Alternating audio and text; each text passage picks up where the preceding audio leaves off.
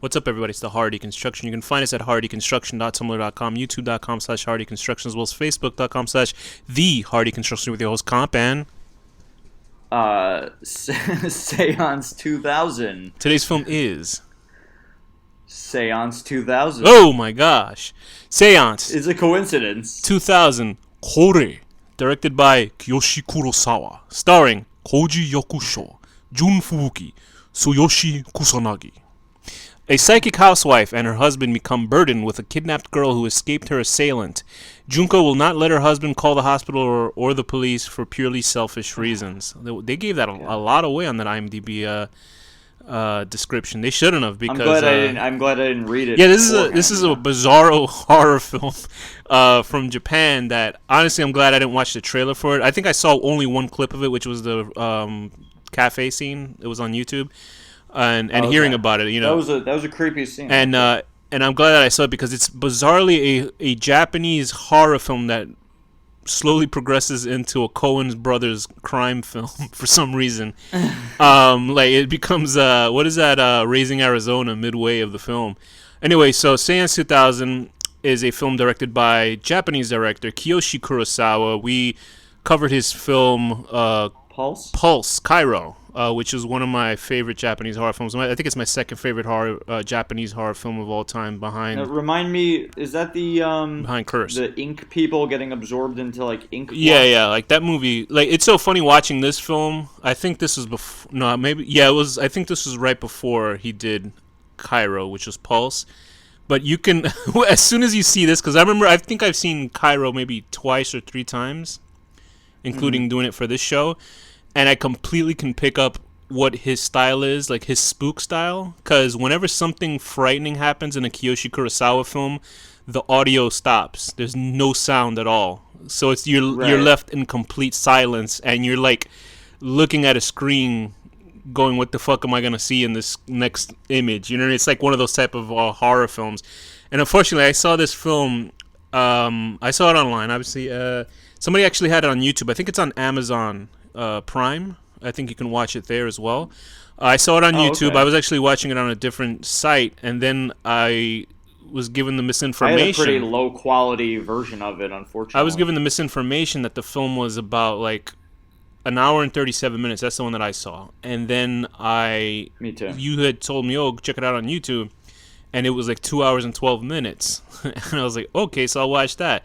Because I also saw that there's two versions of the film. That there's an 118-minute... A Buenos Aires version? Yeah, Buenos Aires version, which is the one that we saw, and the 118-minute version, which is... Which I wish I saw. I know, I wish I saw that one, which is what I thought I was going to watch in the YouTube version, but what happens is the movie...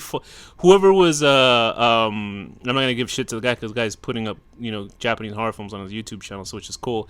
But I guess uploading it, he must have not paid attention, because the movie starts like as soon as the film finishes, an hour and 37 minutes. So it's the Buenos Aires cuts. It starts all over again, and it's obnoxious. And but the subtitles screw up halfway. So I'm watching it, and the subtitles are like ahead of time. It's almost like the... Well, you must have been pissed off, actually. It's almost like the guy subtitling the film was a psychic, because the words are coming out before what they say them, like 5 seconds before they say them.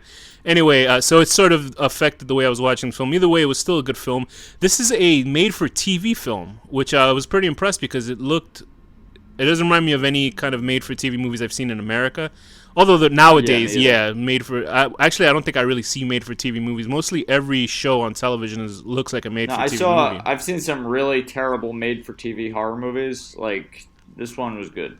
Have you seen... Although it drove me crazy. Like, this movie frustrated the shit out of me. All right, we'll get to that. So, Seance is this film where it stars... I assume her name is Jun Fubuki. And she's playing Junko Sato.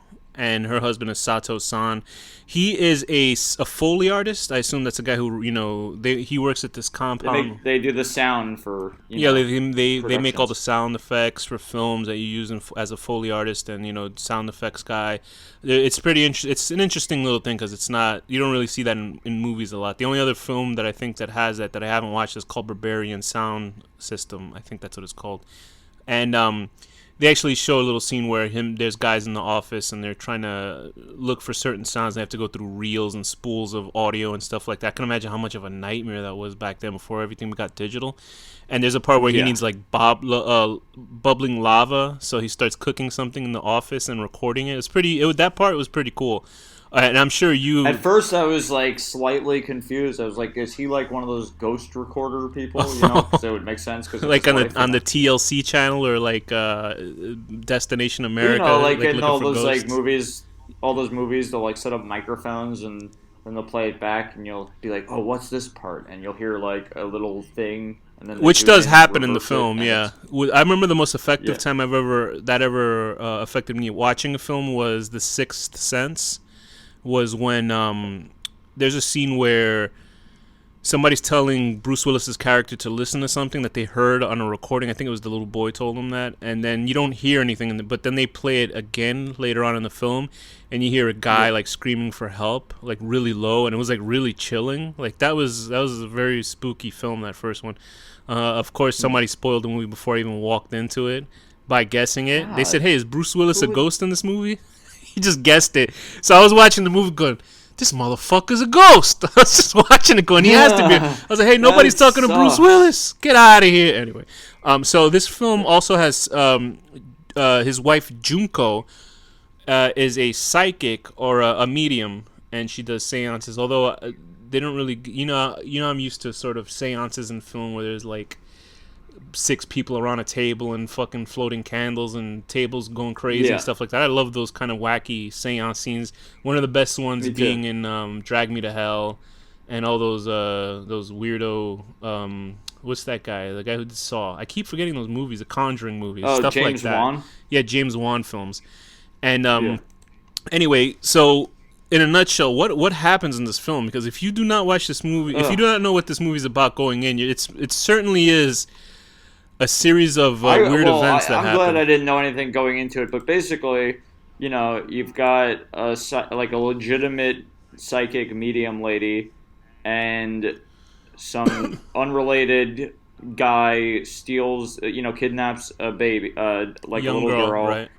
and then coincidentally, the little girl ends up at this psychic's house after some guy who was studying her that works for the police decides to bring the case to her to see if she could solve it, and then all of a sudden, coincidentally, ends up at her house in her husband's like lighting bag or microphone bag or whatever, and oh my god, I was yelling at my TV. Why? Like I was because this character, this woman, Junko or whatever, is like the stupidest, most selfish character like I think I've ever seen in a movie. Like Yeah, I was she not every just expecting that because apparently Seance is based on a novel, a British novel called oh Seance on yeah. a Wet Afternoon, where the psychic and her husband are actually complicit in the kidnapping. Like they actually did it on purpose so she could become Oh okay. famous. In this film, I guess the director Kurosawa was trying to make them more sympathetic, but that sympathy kind of goes away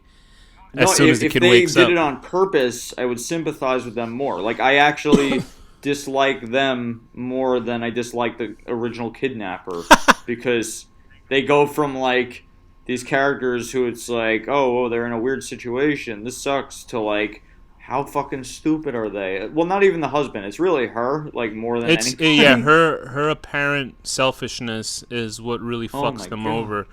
And And then she's going on this whole thing, and they do such stupid shit. They leave the door unlocked. Like, if you're gonna fucking kidnap this girl, do it correctly. Like, fucking tie her down or something. Like, they're just like so like casual it is about a it. And then series she's of like, weird coincidence and events where it's oh, almost like it's preordained. Because and it always spooks me whenever I see Japanese films where there's kidnapping of children because there was like a lot of stuff that actually happened in Japan where there's like a lot of pedophilia. Obviously, there's a lot of pedophilia everywhere. But you know how everybody looks at Japan as sort of weirdo wonderland when you hear about it over there. Like there was right. a serial killer. I think I've talked about this before. Serial pedophile murderer. Is his name Miyazaki or I think I think it's Oh, Miyaz. Hayao Mizuzaki. No, it's Yeah, the not guy him. who He did did Spirited Totoro and he was Away. no, it was not him. Um, he there was this murderer pedophile that would kidnap little girls. He would kill them, then eat parts of their body and videotape their murders, and Hey. he would send some of the videos to the parents. So he Oh, was that's a real great. fuck, and I think they hung him. So good for So good. he's like Albert Fish in Japan. I guess so, yeah. But Albert Fish. I think Albert Fish didn't actually rape the girls. Like Albert Fish was raping the boys. He's a No, I think he. Well, it doesn't matter. In any Either case, way, it's the they're same pretty idea. bad He would guys. send like letters to the parents and shit. Like, good for Yeah. that Either person. way, that's freak. That was like really unsettling to me to see that pervert guy like just tell the little girl. He goes, "Hey, do your parents have money?" So you're like, "Oh, this guy's gonna kidnap this kid and get a ransom." And then it was all of a sudden, which actually it's not really. You don't know why he's doing it. You know what I mean? It's like you don't know. I think Like he I was trying to assume get a he's a ransom. pedophile. Maybe he's just a kidnapper. Then he says, your mom's in the hospital. They told us to take you there, and the kid goes, which is like, where the fuck are this kid's parents? Like, who's watching these kids?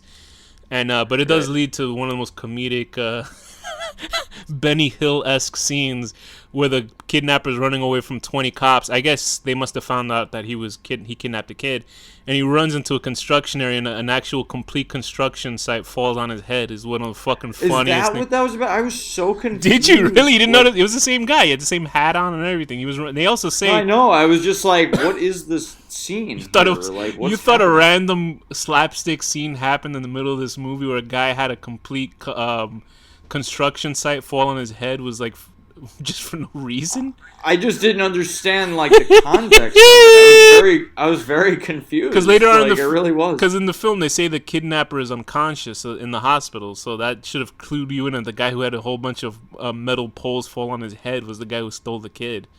But Right. that's pretty funny. You must have. I would have loved to seen your face. You must have been like, "What the fuck am I watching here?" Because it's a guy. The guy trips over something, and then he like casually waits for these large poles and bricks to fall on his head. It's And like one like of the scaffolding and shit. Yeah. it was one of the fucking funniest things. Oh, so that pervert pedophile guy was called Tsutomu Miyazaki. He was born on 62 to 2008. Very disturbing read of what he did, and he got. I think they executed him. So fuck him. Now he's in hell Yeah. watching anime. Anyway, so this film also stars Koji Yakusho as Sato-san. He's been in a lot of. I've seen him in a lot of Japanese films. I'm trying to think of where exactly I saw him that you and I might have seen him. But he's the husband. He's a very good actor. For some reason, and it's not like Yeah. I hope it's not a racist thing.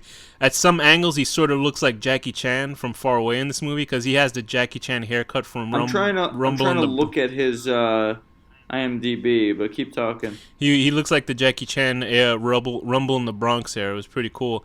He was in Pulse. Okay, so yeah, he was in Pulse. I'm trying to think. Is he also looks like the lead guy from 13 Assassins. yeah, I saw that one. That was good too. He's just a very very good actor. He's an excellent actor, Japanese dude. He's like total super serious. What's he dude. doing with this horrible, horrible wife? Like, seriously.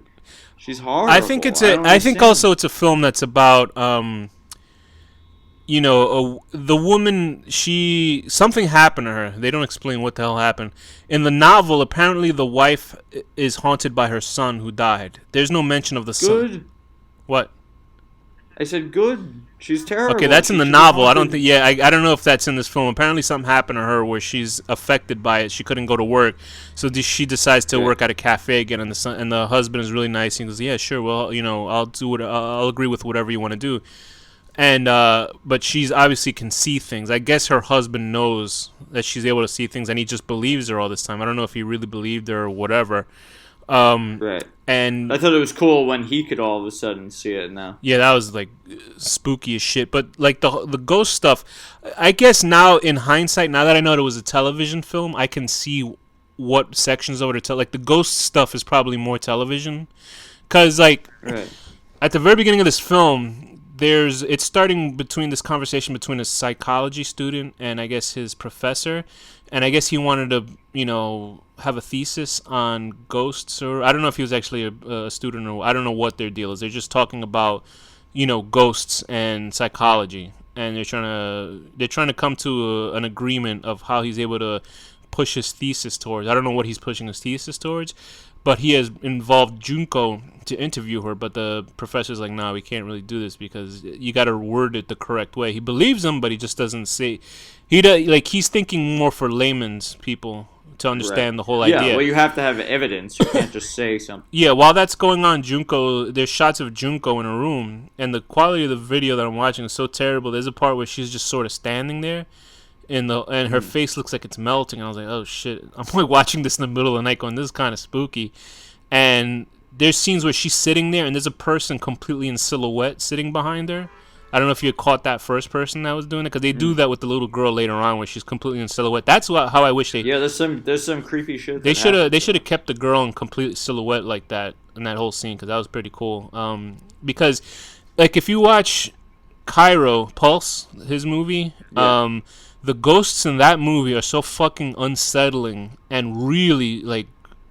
Well, it had a much larger budget. Yeah, that's true. I mean, that scene had that movie had the plane falling out of the sky, and it still looked pretty decent for its time. I think this had like a $200,000 budget. It's saying. Okay, but yeah, the ghosts for the most part. There's only two times where they sort of reminded me of the ghosts from uh, Cairo. Is a little girl when she's silhouetted. There's a scene inside of a library in Pulse where the guy sees a little boy staring at him, like from the side of a bookcase, and that was Right. fucking spooky. And then there's also a part where the husband, Sato-san, is outside in where the clothes are drying, and he looks at a window, and it looks almost like a photo of the little girl. It doesn't look like there's actually somebody behind the window. And in Cairo, there's a scene where a woman's at a 7-Eleven sort of store, and she sees like a person standing behind, which looks like a glass plate, like a photo of somebody. Like a person's Uh huh. supposed to be there, but they just look like a photo, which makes it way more unsettling because it looks like there's a person that's just staring at you, and they look two To dimensional. to me, the most unsettling thing about this movie is the idea of like, I mean, it's obviously it's scary. The idea of like you're laying in your bed at night and there's like a ghost that pops up from under your bed or something. But like that they're sitting at a restaurant in public and there's like this fucking arm like dangling over her or something. Like, Yeah, ugh, I think ugh, I hate the that. ghost stuff here is really it's how can I say, it's not as crazy as the stuff in Cairo. It's much more toned down, subdued. I did like that fire scene though. That was awesome. Good. Oh yeah, when he sees, because there's a little His explanation in the beginning. doppelganger. Yeah, where at the beginning of the film, I think he actually does a film called he did a film called Doppelganger too, which I saw parts of, which actually explores that more, where you see your double and you die a few days later. He actually did a Oh, whole okay. film based on that, starring this guy, starring Sato-san. Because at the beginning of the film, they casually mention, "Oh, there's an omen. If you see yourself, you'll die," which immediately made me think of Lake Mungo. You remember the ending of Lake Mungo, where the girl saw Maybe he'll herself? get. Maybe he'll get. Oh yeah, I do remember that. That was like the only good part of that whole Oh, I movie. love that movie, but go ahead. Maybe I'm saying maybe this guy will get. They'll get arrested and like death penalty or They're for something. sure arrested. It's weird because the book that it's based on, let me see what the name of the writer is. His name is Mark.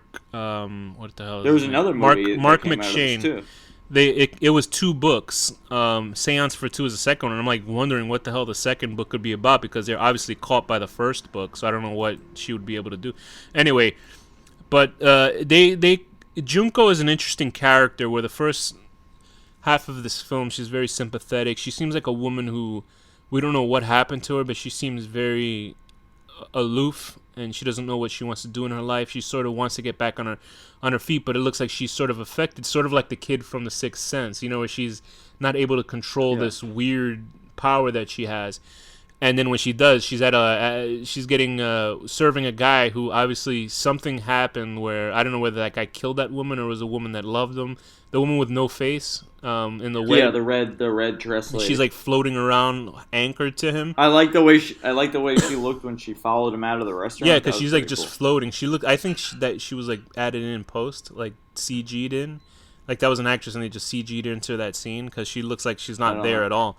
But yeah, that was a really unsettling scene. It's really cool. I actually wish there was more scenes like that, but for what it is, it's a weird film that turns into a crime thriller midway, and I'm like, is this still like a horror film? And it really isn't. But for a good 20 minutes in the middle of the film, it turns into this crime sort of, you know, It turns into like let's have characters make the worst series of Yeah. decisions possible. There was only one decision really to make. That the husband said, just call the hospital and be like, look at this fucking crate. There's a kid inside of this crate. I don't know what happened, and that's it.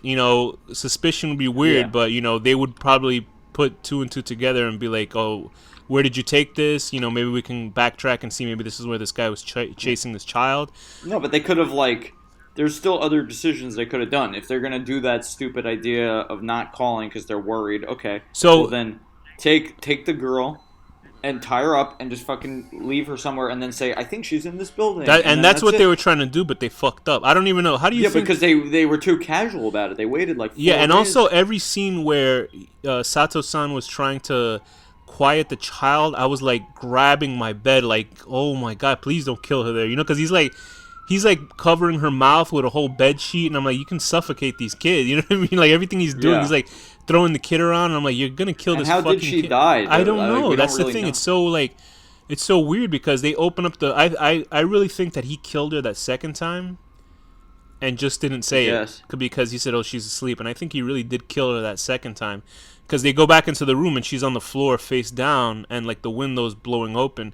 Everything that happens in this movie is not Junko's fault because it is sort of a weird just happenstance, which I like. It is her fault. Well, I mean, It's from definitely from her the fault. moment that the kid is there, that's obviously everything's her fault. But it's an interesting sort of anti-hero look at this character. Like I thought it was gonna be some sort of I thought the kid was gonna be dead, and then it was gonna be some sort of run by the numbers. Look for me, I'm dead. Avenge me type of film. But when they actually in her presence, that's when I was like, well, this is certainly is a different type of film, and it's interesting that they changed that premise of them, doing it on purpose to kidnap the child, like in the original novel. Yeah. I like that it was sort of weird. I mean, is you got to swallow a lot of horse shit for this sort of thing to It's be kind of real, like but they are talking to ghosts it's too. kind of like so. a weird version of Dead Zone. If you know Dead Zone, Of course, the Stephen yeah. King book. Yeah, like about a psychic who Yeah, we solves reviewed the crimes movie. and blah blah blah. Oh, did we? Yes, we did. That must have been a long time It ago. was. Oh my We God. did. It was in Stephen King month. We did it a long, long time ago. We did Maximum Oh, Overdrive. We did it. We did Maximum Overdrive. Pet Cemetery, and I think I forgot what the other one. This machine just call me an asshole. Go. Okay. Honey buns. Perfect. All right. So, but what are positive aspects of this film? Because it sounds like you hate this movie, but what are No, things that you I like don't about hate this the film? movie. I hate the characters. Okay, that's good. No, I actually like the movie. What's it called? I really like when they got into that whole the doppelganger part and setting them on fire and just the weird shit that happened. Uh-huh. I would have liked more of that kind of weird, bizarre sort of stuff because it's this is a normal film, more or less, and then all of a sudden there's this really artsy fartsy shit happening in it. I love that. There movies, are but, 2 or 3 yeah. instances where they do that whole where the character will pause and then they slowly look over their shoulder. They do it Yeah. 2 or 3 times, which can get annoying, but it works for Kurosawa's film. I do like that part where Junko's in the cafe after she had seen that faceless woman, and she's sitting in that corridor by herself, and she knows that fucking thing's behind her, and she's just like, and she just gets up and walks out of it because she doesn't want to deal with it. Right. But What can it do anyway? I mean, I don't think anything. I think he lets the girl hit him in the belly with her hands, and nothing happens. I think once she knows that the ghost that she can acknowledge, the ghost knows that she can acknowledge them, that they bother her. So that's why she was getting the fuck out of there. But there are truly unsettling parts, like the part when she's in the house right before they find the girl unconscious in the case. There's a part where she's folding stuff in the living room, and there's this weird shadow that keeps passing over the garage door. Yeah, what was that? It was just basically a sign. Something was telling her to go inside that room, but she just doesn't.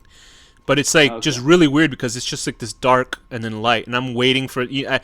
And I think Kurosawa knows oh, you're gonna see somebody here in a second, but no. There is one major flaw. Go ahead. A plot gap. first of all, what was in the case? Didn't he have to open it up to put the shit back Yeah, in? that was something I didn't think was didn't make any sense. Maybe it was already packed. You and She couldn't I go with work this stuff with in there. cases, sound cases in our Yeah. jobs, so There must have been stuff in it already, and she climbed in with the stuff and then yeah. closed it.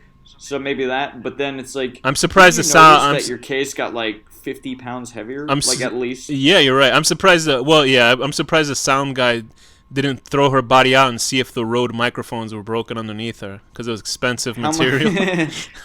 Yeah, seriously, those are expensive. Yeah, Like, you're right. It how is. much? How much does she weigh? She's got to be a little weigh girl like that's probably got to be minimum like 40 pounds. right. Yeah, I don't know. Like I don't know how strong this guy is, but I would notice 40 extra pounds in my gear. There's spooky scenes when he's when he's in the kitchen and that there's like a weird sound that's coming out from the outside, and he decides to open the window to look at it. There's a whole bunch of shit like when his doppelganger's there and he decides to set it on fire. That's the best scene in my opinion. I wish they could have kept the little girl spookier looking because she comes back as this sort of slime girl at the end, which I don't think worked as well. I did like when she was completely in silhouette, and they were like, "Don't look at her, don't look at her." But yeah, the part where her arm is over the wife's shoulder while they're at the cafe, stuff like that. That was so creepy. Also, And then at the end, when they're doing the when she's doing that fake seance, the whole time I'm thinking like, this is like if Larry David was a psychic. Like this is like this level of cringe, you know, Yeah. like where it's like the whole time that they know that she's lying and she keeps going, and it's like this is so. It's making me feel so uncomfortable, like, and embarrassed for her, you know. because in the book, the little girl's actually unconscious and alive at the end. Because the wife tells him to kill the little girl, but he puts her somewhere where she gets found. But in this Oh, one, really? she's dead. Yeah, so they went the whole way with this one. And also, an interesting thing for anybody who watches. Japanese love. killing There's a children movie. in their movies. There's a movie we should. Well, that's more like a Korean type of film. But Japanese, they usually, find some way to Legend of the happiness and Evil. love. They killed like 800 kids. Well, that's true. I don't consider high schoolers kids, but it's good. Also, what's the one where they all jump in front of trains? That was The Suicide. Suicide thing. Club, right? The Yeah. funny thing is, there's something that you won't know about it, but there's an actor in this film. He plays the Shinto priest. His name is Sho Aikawa. He was the guy that shows up, and they have like this little discussion about hell or heaven, if it exists or not, and if you the believe it or psychic not. guy, yeah.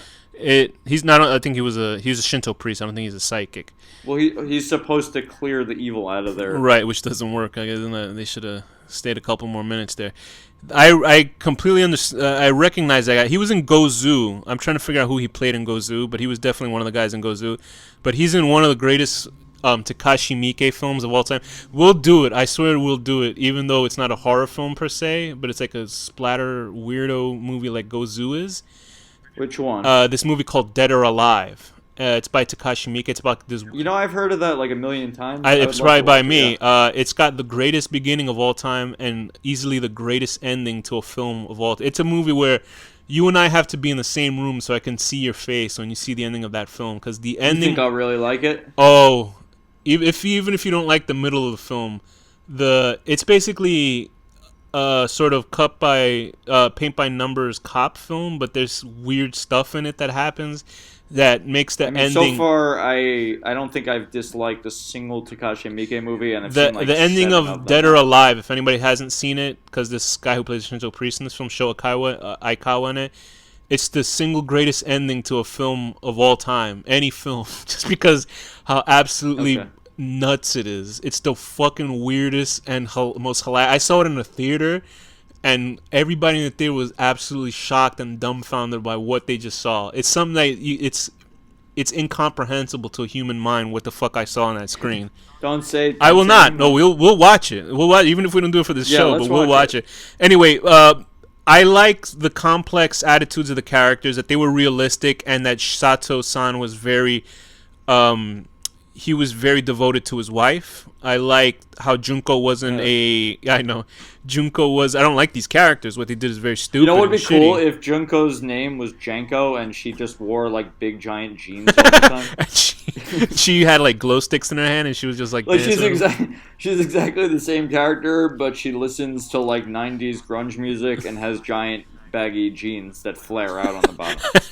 Oh lordy.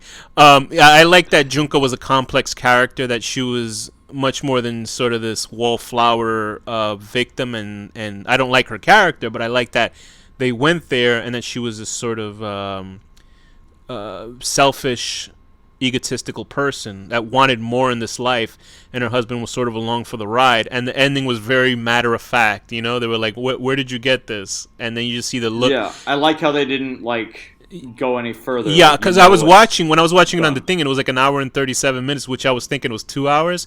I was like, okay, so they caught him midway in the film. What's gonna happen? The ending credits came up. I was like, huh.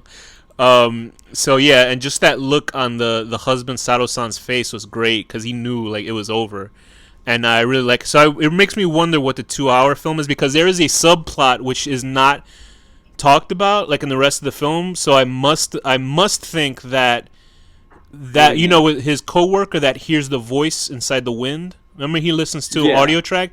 There must be something that shows him. Either that was just showing some weird ghost stuff that happens, but I wish they had kind of went that's along why with I that. initially thought that he was one of those like the people that record for ghosts that you always see in the movies. But then I realized he's just a regular sound guy. But yeah, I don't know. I was a little confused by that. I don't know if they were hinting at that. Maybe like that's what he did in the book, and they were just hinting at it or something. Okay. Also, where I seen this guy Koji Yakusho, he was a lead in this amazing film called The World of Kaneko. Really, really good Okay. film. He was in the. It's from the director who did this movie called Kokuhaku, which is called Confessions. Those are two of the best Japanese, because it's really hard to find good Japanese films that are normal, sort of not normal, but sort of like Korean films. You know how you can watch Korean films and they're like everything about them is really good, but Japanese films, Yeah. what happens is their genre films are really pretty bad, except for the horror films. A lot of the horror films are pretty good, but their regular films, like, they're better than the genre films. And World of Kaneko, which stars this guy, it's an incredible film. Anybody should watch. Were there positives to this film that you liked? Yeah, I mean, it was a fucking good movie. It was paced nicely. Like, a lot of. Well, then again, I mean, it's hard to say because we saw the half an hour less long, Yeah, shorter we're version. assuming that's because the running time, it says 118 minutes. And I know Japanese movies tend to be kind of slow moving, Uh huh. so but I think this was paced pretty well. Yeah, Maybe the half an hour longer version isn't. I don't know. because Now I have to see the extra footage. yeah, because I know Pulse was 2 hours and it felt like 2 hours. You know what I mean? So Yeah, for the, there's a lot of Japanese but then movies again, that it's like a made-for-TV movie. So really, would it be 2 hours or 3 hours? Because like you would think a 2 hour film on television is probably an hour and 40 minutes because of 20 I minute don't know. commercials. Like But I don't know I'm how they looking at run. the Wikipedia. I'm looking at the Wikipedia. It says 118 Yeah, that's what I'm minutes. seeing Like too. So it makes you wonder, like, are there only 2 minute commercials and there's something if you I don't really want to know. try to, I don't know where to find it, but like there's got to be something happening. It can't all just be slow moving But it filler. There's looks got to be something. it looks really good for a made for TV film, especially for Japan. It looks really good. I liked it a lot. I'd give this movie a 7 out of 10. Having a casual dinner with your wife and seeing a young hand drape over her shoulder and you're trying to play it cool. Trying to play it cool. I'll agree with you. I will give it a 7 out of 10. Seeing the ghost of a little girl that you kind of helped kill through neglect and beating it as if beating a That was ghost could funny. stop it. That was like an obvious doll that somebody just lifted up because the arms were all Yeah, stiff and funny looking, but it's still effective in a way that was like super creepy how still it was. right. With that, Danny, what's the final word? Beating ghosts is fun.